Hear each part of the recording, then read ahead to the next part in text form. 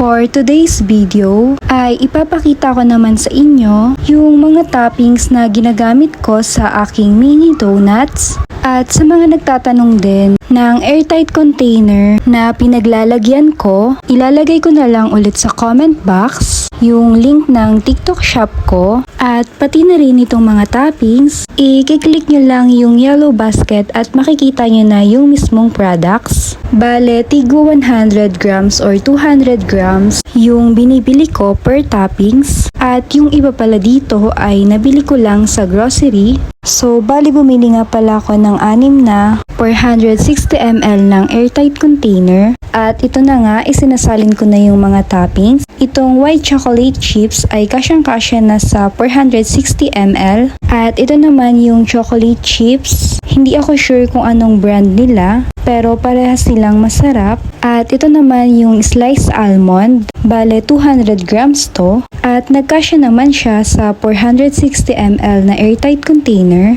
At ganun din sa cashew nuts. Medyo pricey tong dalawang to.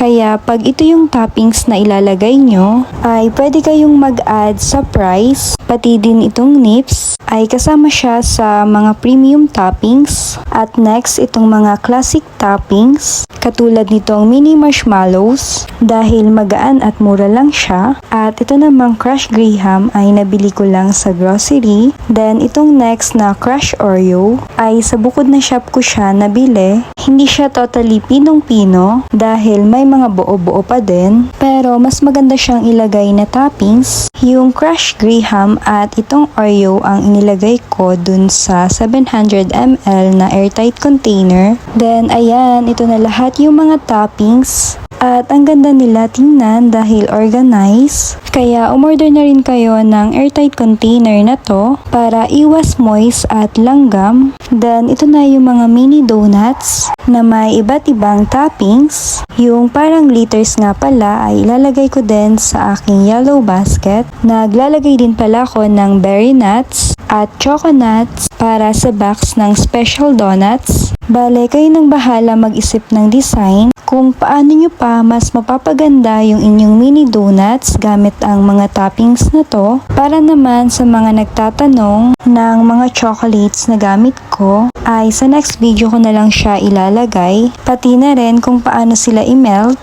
At ipapakita ko rin sa next video ko yung pagdidesign ko sa mini donuts.